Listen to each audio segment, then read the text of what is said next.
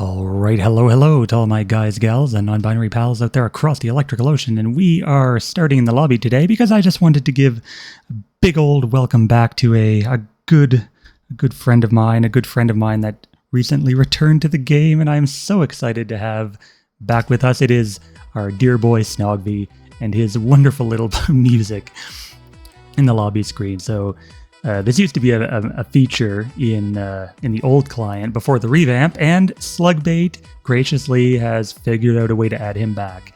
So typing the Saxy command, of course, will bring Snogby up, and then we can remove him, because we're going to jump into this game here between Alakhami and Karmavore. I just wanted to show that off before we started here, because I thought it was really neat that Slug managed to bring that back. And holy shit, I forgot to change the sound.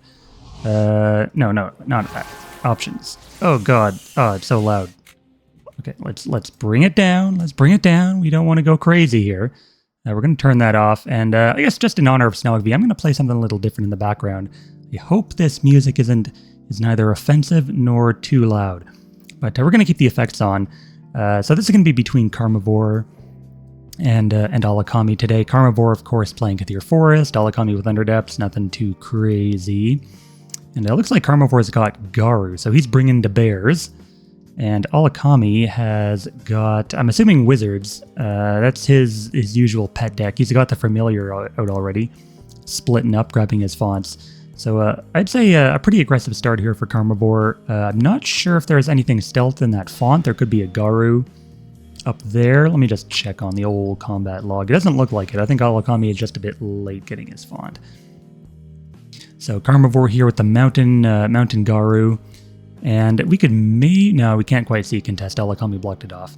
So this is a pretty high level match. The ranks have pretty much stabilized after that reset. Everyone's in a good old place where they should be. Alakhami, of course, at rank 1, leading the charge through the swaths of noobs that he's been carving a path. And Karmavore not too far behind. I can't actually see them, see the ranks by hovering over them, but this is limited league, so it's pretty high up there. And yeah, so Elder Garu in mid with the mountain back up, and Alakhami sporting the Deep Leviathan. Now I've done a little bit of playtesting with the Deep Leviathan. Unfortunately for those cheesers out there, those fellow Gouda Feta mozzarella players, Firelight Gem does not increase Cataclysm's damage. I don't know whether that's like a special exception made in the code or what, just for Cataclysm, but yeah, it doesn't work. So you can't get like 40 damage Cataclysms anymore. But you know, it's still a great ability, even after the range reduction, and it makes it so much easier to gain charges now with Deep Leviathan. I'm just gonna turn. Hold on, that's still a little bit too loud for my liking. Turn down the effects a little bit. Okay, there we go. So just some mauling going on. These bears making mincemeat out of the fire dancer. Any ladies in the comments whether or not you'd rather meet this bear here or this big strong man who can protect her from the bears in the woods? And Dugan Garu Stalwart bringing some battle harden for a little bit more, and it's not quite enough to finish because of the flame armor. But we might see a spell. Was that? Yeah, that was a seismic leap into the wood. So Deep Elf Fire Dancer getting pushed into Mountain Garu's wood does not sound very comfortable. And she will live. Maybe we will see a retribution here for a kill. I'm not sure what spells Alakhami is running. I haven't seen him play this specific deck before. But he does have boost for his wizards. And let's see, what else does he got? He's got another familiar who's flame charging, so we might see, will we see a Borgas Firebomb in the year of our Lord 2024? There's no Cataclysm. There ain't no way he's gaining 15 charges this quickly. But, I mean, you know, this thing is actually scary now. He lives up to his name. Resilient, scale armor, 2 defense makes him super tanky. And then Fire Eater, of course, in the Fire deck means that he can potentially heal up off of lava or whatever, because he doesn't have Lava Walker like a lot of other Fire Eaters do nowadays. But Mountain Garu is sort of positioning like it might try and snipe Alakhami's bottom font. Alakhami, of course, foreseeing that eventuality with the banner. And it looks like Alakhami's in kind of a bad place. He's got the Deep Leviathan kind of boxed out of mid here by that grass. Is that a burnout? Holy shit, I have not seen a burnout pretty much since its release, but Karmavore probably hasn't seen burnout since then either. He's going to lose his Elder because of that, and that was a double flame charged burnout as well. So, oh yeah, Mage Knight got... No, he didn't get Spell Surge. I think, what was that rune that did get Spell Surge burnout in literally the patch that released today? I can't remember what it was. I know there's one that has Spell Surge burnout now. But I feel like it's maybe a nice alternative now to Sacrifice or Retribution, Underdepth's old standbys. I mean, if you're playing a fire deck, you can get a lot of extra damage from like sabotages and stuff, and then the flame charge, of course, on familiar. So that plus the knockback, you could maybe use that for utility. It's only like 30 Nora, I want to say. But it's not too bad now. Like if your opponent, like obviously versus Underdepths, your opponent... Ever since the dawn of time, since Underdepths was first released, opponents have been loath to leave Underdepths champions in particular at low HP. And now there's just one more reason they don't want to do that, which is burnout. So definitely something to watch out for in your future games.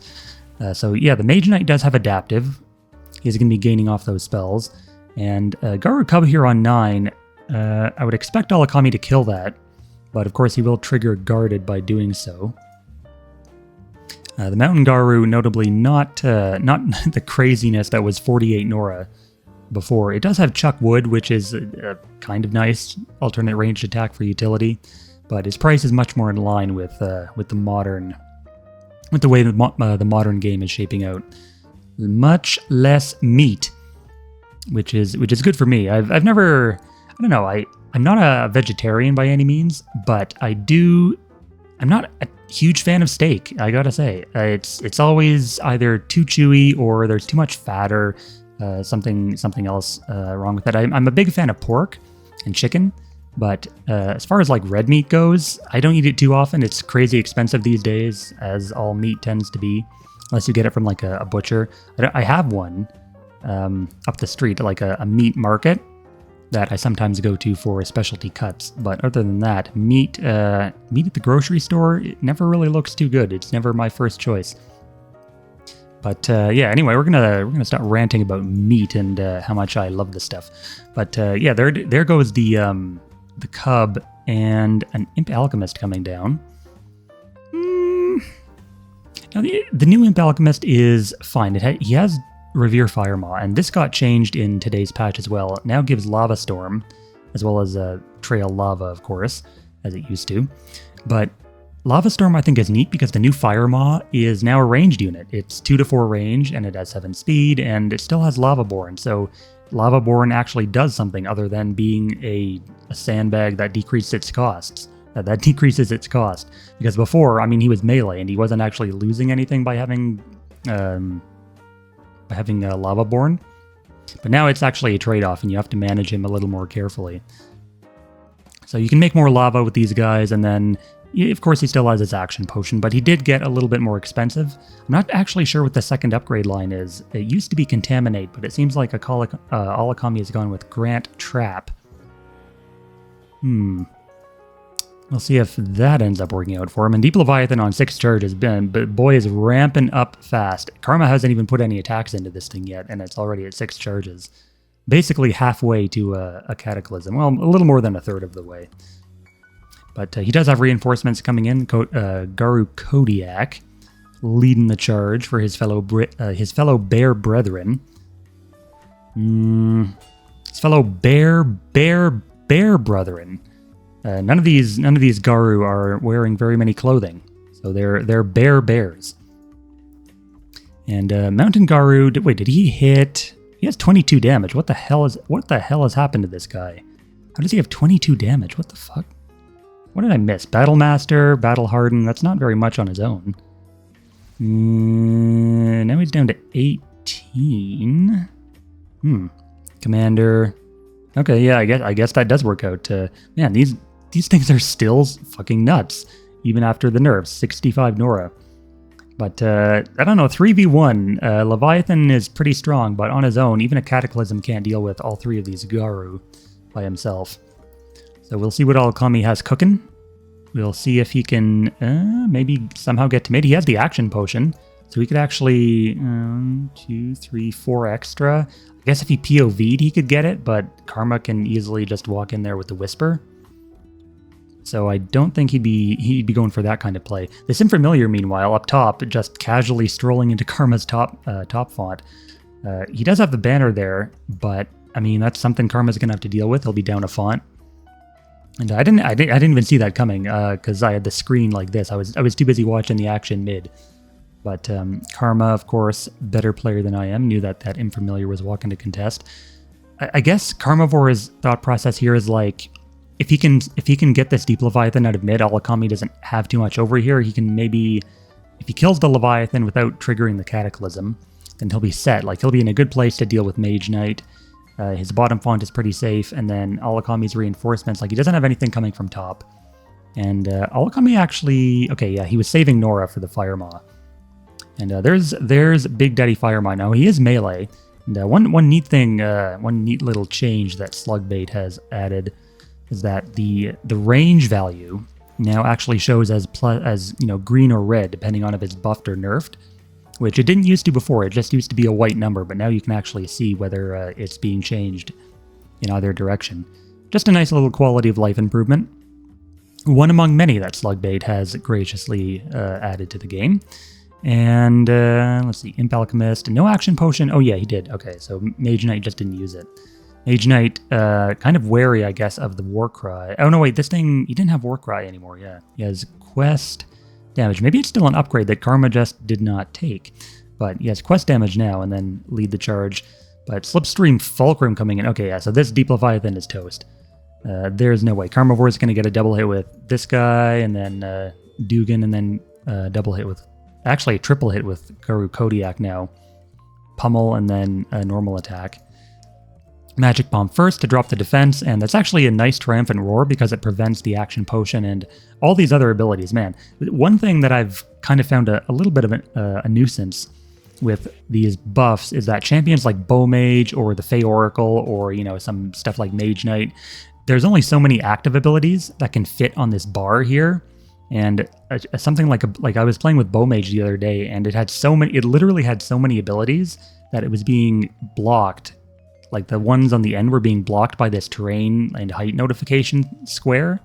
So I couldn't even click on it. I actually had to use the numbers on my keyboard. I guess most people do that anyway, but even still, when you have this many abilities reaching all the way over to like, what, 7, 8, you know, it becomes a little bit of a hassle. But Deep Leviathan goes down while I was yapping.